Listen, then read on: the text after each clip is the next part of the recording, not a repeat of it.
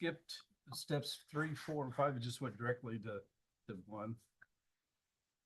And so I had to backspace to the last one. We're there. Could be So, the there we go. power we get. There we go. Now we got it. Let's see. Okay, meeting has been called to order. Do I hear a motion for approval of minutes from, we just have one, right? On 6/9. I'll make a motion. I'll second it. All those in favor? Aye. Any opposed? Motion carries. We have the claim docket of 6/23. Make a motion to approve the claims. I'll second. All those in favor? Aye. Any opposed? All right, motion carries. I have nothing today. We'll start out with the Energy Superintendent, John Rudipolar, for his monthly report. Oh, John. Well, council.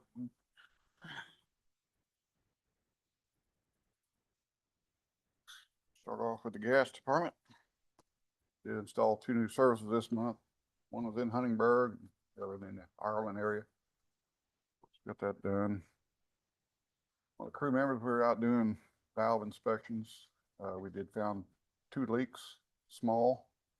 There wasn't no harm to the public because they're dissipate. And there's a small leak. One was a plastic valve, which was pretty easy to dig up, replace. Just had to pinch off the plastic, cut it loose, install a new valve. The other one took a lot more effort. Is at the corner of 400 and 12th Street. I do have some pictures there. It's a steel line. It was on the high pressure side. So we had to do a lot of excavation. Once we got it all excavated out, we found what wasn't on the map. On the map, it showed a straight through county road, straight to the west. After we dug it all up, here we kind of found out that the regulator station at one time was closer to the intersection. And I guess 20, 30 years ago, they widened that intersection, so they moved the regulator station back. So the 2-inch line kind of went toward the road and doubled back. And there's another line that goes, a low pressure line that goes right beside it to the west. So after we got it all figured out, took a while to do all the welding on it, purge it, cut that valve out. We installed a new valve, as you can see in the pictures, what all it entailed. Just one of them instances where in an intersection, start digging it up, you don't know what you're gonna find. And Jerry's finding that in the water department. These intersections are nothing what the map showed. So, no, so. Spaghetti Junction. So we took plenty of pictures of it, documented it, put it on our GIS, so years down the road, if they ever gotta dig it up again, they can go back and look at the pictures, see what's there. So they know what to expect when they dig it up, instead of a surprise. Cause we couldn't find any pictures, nothing, and the maps weren't right, so we got that all corrected. Was there a communication company doing work there too at the same time? Yeah, they're running the fiber line Okay. down 12th Street, straight west on that county road. So they're at the same time working. That made it fun too. Huh? That made it fun too. Yeah, so Good. we got her done. And then, once again, we're putting a hard push on the meter changes. We got 75 changed out last month, I think, which was a real good month. I think we're around 250, 260 left to do. And our system would be totally on the census smart meter to the clouds instead of the Itron. So that's good. Then I got notification that the PFA discount program has been funded for the next, actually 7-8 years. We just finished up on a 7-year program. As you can see, I got what the last 7 years, what our savings was. And the new discount rate is gonna pretty well the same, just a tick higher on the annual payment. So that's Gonna give you good, I think, for 8 years. Like I So said, I'd like, The 12-month total column, that's what's refunded every month, what's reduced every month, the 12-month total? Yep. Yeah, and then there's an annual payment at the end. yeah, that's what we got, the annual payment. The annual payment will change a little bit, just a little bit, tick a little bit up. But the 12-month totals will probably will be the same. Every 5 years, they increase the MCF projection. So it's basically gonna stay the same. Which I think is a pretty good discount. So we pass those discounts on our rates. Yeah. Ratepayers. So it's a good deal. It's only offered to nonprofit municipals. So the investor-owned municipals do not get this discount. So that's another good thing. I'd like to thank Tom and Phil, because there's a lot of financial paperwork that had to go back and forth. Phil sent a lot of legal paperwork back and forth, so we could finally get this finalized. So it is a done deal. Any questions on the gas? Good to go. The electric side, crews worked down at the city park, the pickleball courts, installing lights. We had to trench lines in. We dug the holes, we poured the concrete forms. We put the lights up. And while we were there, we put a couple parking lot lights up in the new parking lot, so I think it all looks pretty well. And I think they're being used quite a bit, so it'll be good. Yes, they are. They did spend several days doing some line clearing for some trees, which is always a problem. And we did set a couple poles, one on the north, one on the south main streets. And the 18th, we opened quotes for the bucket truck. They came in, as you can see, the price quite a bit less than our last bucket truck. Terex did not send a bid in. And you can see the two bids there. Alltech had the low for 287, 659. Once this truck is purchased, I will do it. Our fleet will be totally updated for the next 15, 20 years probably. This won't be near as big as the other one, correct? Or, Same size. oh, it is same size? Okay. It's a telescopic slide boom, Okay. where the other one's just a stick boom. And I do. Yeah. Okay. One's, just depends on where you're gonna use it at. Sometimes that one might be better in a tighter spot than the other. one's in a tight spot, you can use the telescopic boom. Telescopic, you can slide up in there. With the boom, you gotta You have stick somewhere to, boom. gotta have somewhere to put that stick. You gotta have clearance. Oh, that's a good for that idea. one. What's that, 55 feet, 59 feet, 55. 55? So, we haven't got Bottom of anything bucket. big, we don't have anything bigger that we need yet, right? Nope. And what's the? Don't want any, don't want any. What's the time on this one? Another 12 months? No, actually 5 months. 5 months? Wow. Okay. They're catching up. Price is firm then, we don't have Yeah. to worry about. it. Price is firm. 26 chassis, 28, 7 It's a chassis. 27 chassis. That'd be good. Uh, What it is, I think Alltech, they mass produce a certain model of bucket truck without all the bells and whistles on it. And that's, we went with this, we don't have all the bells and whistles on it, we can get it sooner. You know, it's not a four-wheel drive, it's not, we don't have a winch on it. We don't have all these little special items on it. Basically, standard truck, You have what you need. which is good enough for us. We don't need the winch, we don't need four-wheel drive. So it helps keep the costs down. So you need a motion to purchase this, is that Yeah. what you're asking? Yeah, we opened the bids the 18th and I'll this make a was the lowest motion- bid. Make a motion to approve John's bid on the Altech at 287, 659. Okay, we got a motion and we have a second. I'll second. All those in favor? Aye. Any opposed? All right, motion carries.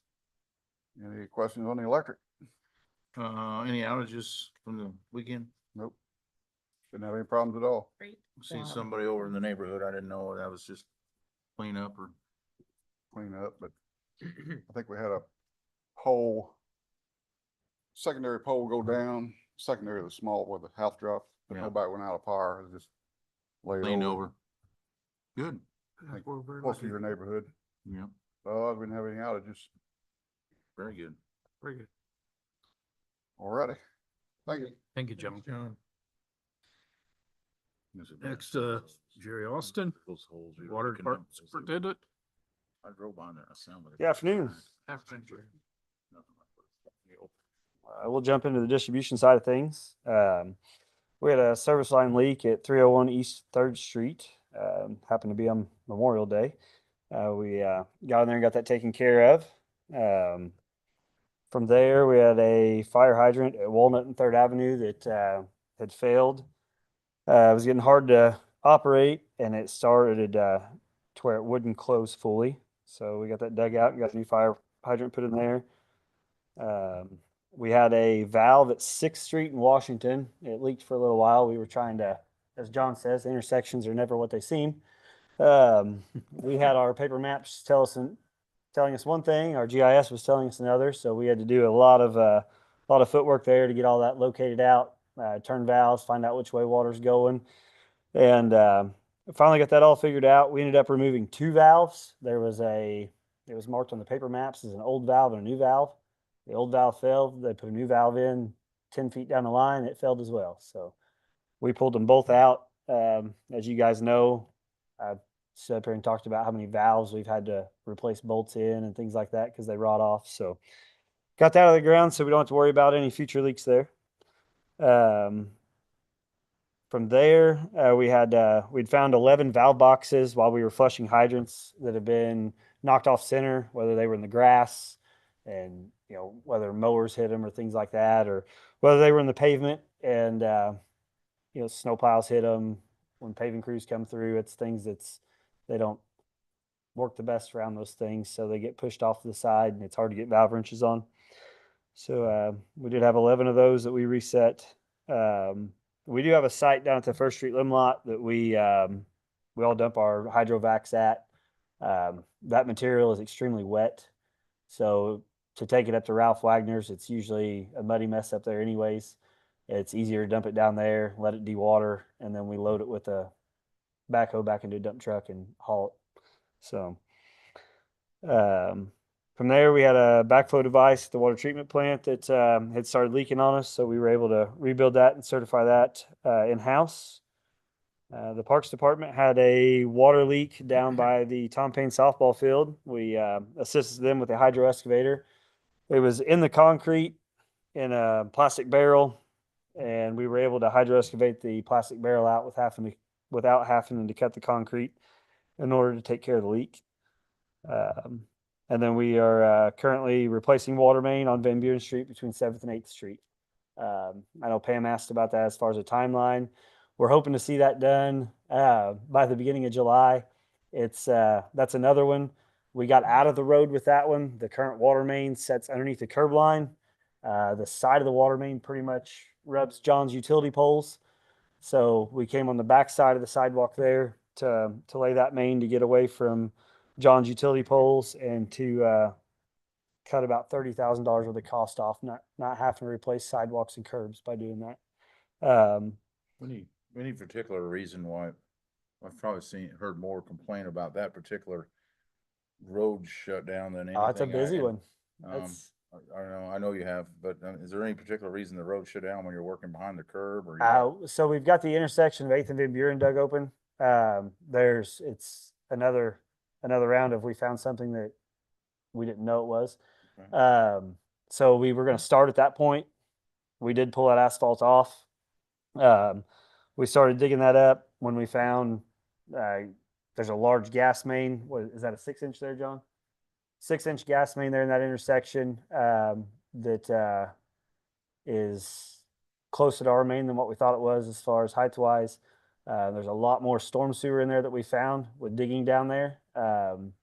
Jason Stom was down there today looking at some other storm tiles that we found in that intersection as well. We're all the way down there at 8th and Van Buren, so we're at the end. But we did, in order to keep fire protection to Jay Long's building now. It used to be the old DMI building there that sets off to the east side of 8th Street. It was crucial to keep that intersection with water. So we jumped to 7th Street and started there and worked our way back down. Kind of unfortunate, but when we started digging it up and finding out what we had, it's going to be more cost effective and a little smarter to work from Well, the south to the north. so the people that watch, Yeah. the people that watch the, Right. you know, everybody, it's like closing every direction Yeah. from everywhere. So, I got it. Yep. So, And we tried our best. We've got, I don't know if you drove around that area. I'm sure Pam has, coming from that direction from home, but we have signs everywhere. Road closed ahead, road closed ahead. know. We've probably advertised that area being closed further out than we have any other city street in the town because we know how busy it is. I'm not being critical. Right. No, I just think I think it probably merits a word of what's going on there, Yeah, because getting a definitely. lot of inquiries. I Yeah. know probably you are too. Yeah. It's frustrating when you think you're going somewhere and you can't. That's right. So it's not a Well, big deal. We tried to put the extra signs out. I know. Yeah. Yep. That's for sure. Yeah, but But no- good work, guys. I mean, No, it'd be no, nice that's- when that's taken care of and Yeah. That has been a long time coming. That's blowing the sidewalk and everything out of there.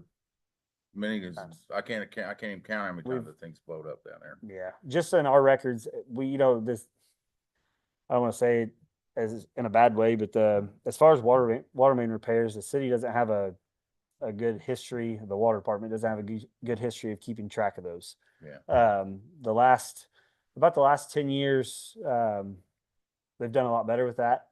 And granted, you have a water main leak, it's easy to put a $1,500 repair clamp on it right now. And then you have another water leak in a year, it's easier to say, let's just throw this $2,000 clamp on it now. But in the grand scheme of things, we've seen it with 2nd Street between Main Street and Washington. I would say if we dig that portion of road up just as many times as I know we've been in there, we could have probably purchased the new water main in a hole and replaced the water main. Pretty much. So it's definitely time. It's needed. So Yeah, your clamps are on top of your clamps right now, I Yeah. think, under there, so. yep, definitely. Other than that, like I said, hopefully we'll be done with that the end of this month. But from there, we jump into the filter plant. We did get filter 5 and 7 completely wrapped up and back in service at the end of the month. So they've been running since the first of this month. Running great, no hiccups there. They are still continuing to hold water. The general contractor, they did come back in and paint a few spots on the wall. They had some where they were pouring the false floor and some other concrete. They had some concrete splatter on the walls and stuff. So they came in there and cleaned that up for us and made it look nice again. So I'll be, I'd say our next council meeting, you'll be seeing the final payout on that project. We'll be coming across the table there.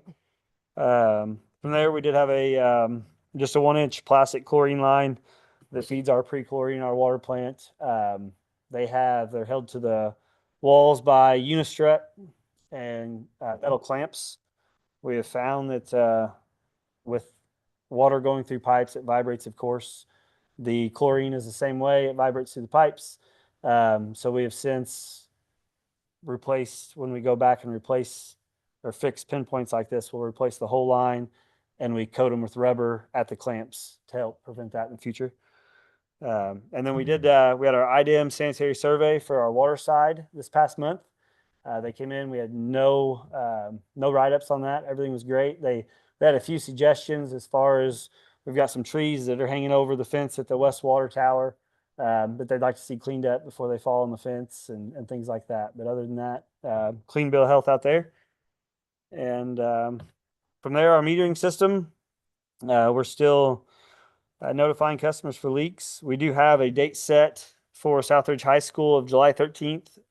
We have 3 meters left in our system to change out. That is one of them. So with the elementary school being added onto, they have moved their, I don't know if it's a summer program or daycare program, but they moved that to the high school. So they can't be without water while the kids are there. This is July 13th. They're actually going to move the kids to the Holland School for that program. to allow us to be able to take care of this. So we're gonna get that done on the 13th, and then I did hear back from Farbest, and we are gonna shoot for July 11th or 18th to come in on a weekend to change that meter out. Farbest, unfortunately, they can't have any interruptions during production, so we have to completely rebuild that meter vault. It'll be probably a full day's worth of work, not just a meter replacement, but ductile piping and fittings and things like that. So all hands on deck. Very good. Other than that, you guys have any questions? Nope. Nope. Good work. All Great right. job with the item. Yeah, thank you. Good job.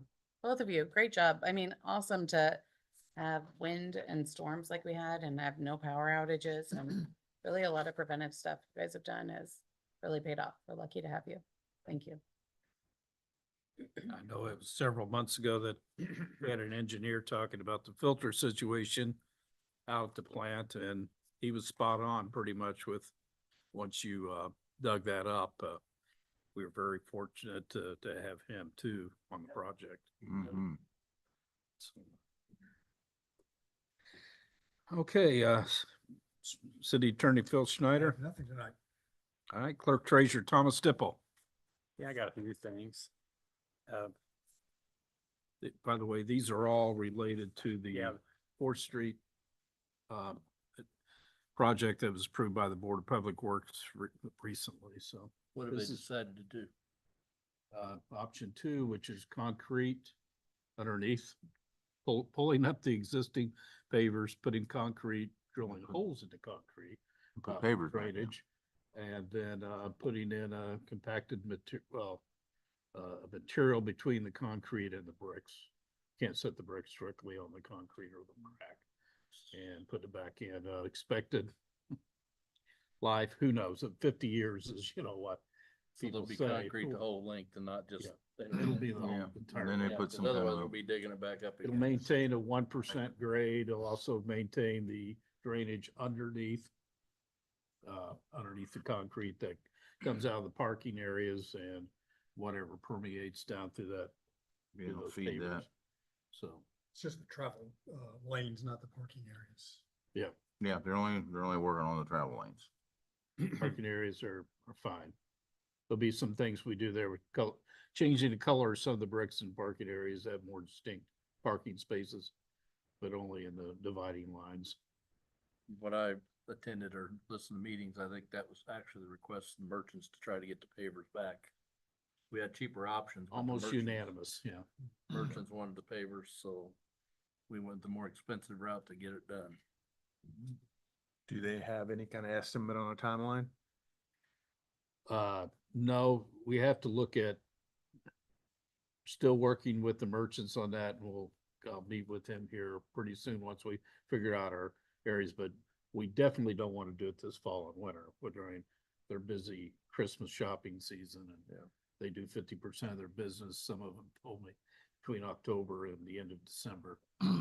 So it'll probably be something that we do May through August of next year, of a period that will give a open area that they can come in and do it. We're gonna have to make a date change real soon because the Du Bois County Tourism as well as State Tourism are printing their books in August each year, following year in the event, so it has to be something we have to have in place by the end of July, the dates. We haven't even sent this out for bids for anybody, right? Yeah, we'll have to send it out for bid, yeah. Because I think with that meeting that Glenn was talking about, they're talking about they'll have to shut down part of that road for several days for the concrete to cure before you can drive on it. So it's gonna be a little time for one lane. I said, And what kind of concrete? It could be anywhere from 7 to 14 days. yeah. So that'd be something I have to work around. But it's a short, I mean, it's kind of like the Van Buren Street thing. Yeah. It's a short little hiccup for a long-term result. Yeah. So I feel like, let's not rush it. I don't, Yeah. let's let the concrete cure, guys.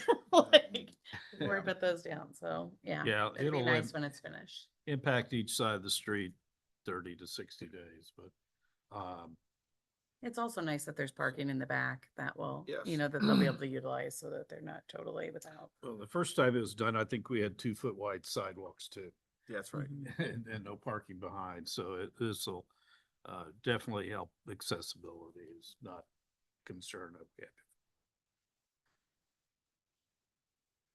All right.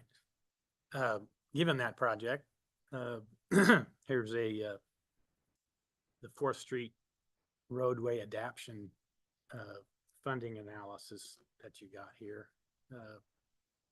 The construction bid was estimated at 692,000, and then for engineering is a 1% estimate of 69,200.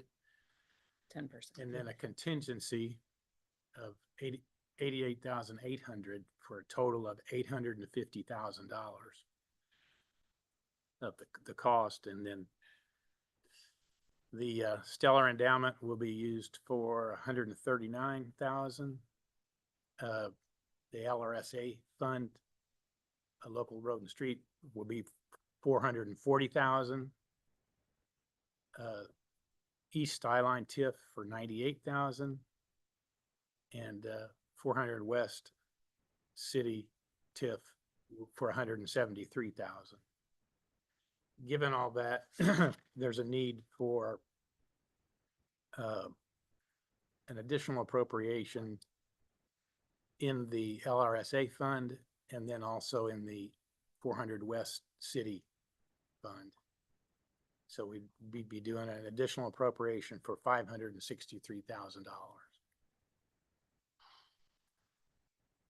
I included a copy of the spending plan for the redevelopment commission to propose for them to approve for those two TIF areas. So that would be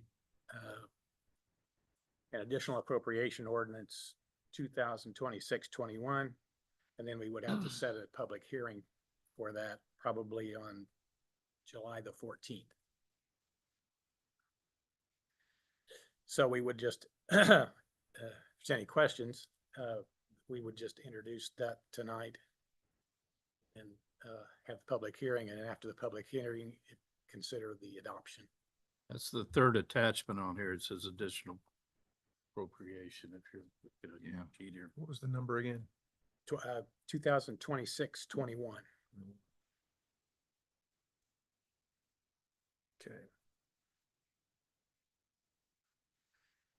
All right, anybody have any more questions or anybody ready to make a motion?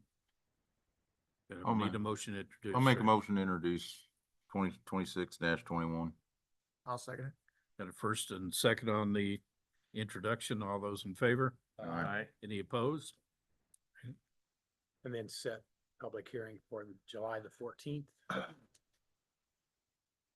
We have a motion to set the public hearing for 14th. I'll make the motion. Okay, there you go. I'll second it. And Tim seconds that. All those in favor? Aye. Any opposed? All right, that motion carries. That's all I have. Other items or any council items? Obviously I was zooming last meeting. Can this system handle another microphone? Or- Yeah, we'll take care of that. I think we Say- really need one down here. Well, yeah, Phil needs one because when it's turned, you need to hear you, but Yeah. Phil thought she couldn't hear him, so if we get one more mic. forward. Yeah, and if I turned it so you could hear, they couldn't hear me, so. Yeah. I just gonna say that important name. Maybe. I'm the only one that you could hear loud and clear, and I'm the So- only one without a mic. Yes. I have no problem hearing you, Pam. Well, Yeah. So we do have the Okay. public notice here at the end too. I forgot to mention that, so. Okay. All right, any citizens items? All right, do I hear a motion to adjourn? Motion to adjourn. I'll second it. We have first and a second. All those in favor? aye. Any opposed? All right, motion carries. Thank you.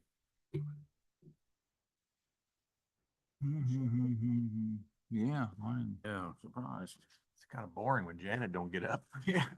5:59. For that email. you Don't sent. getting there. Don't open the door. I like meeting.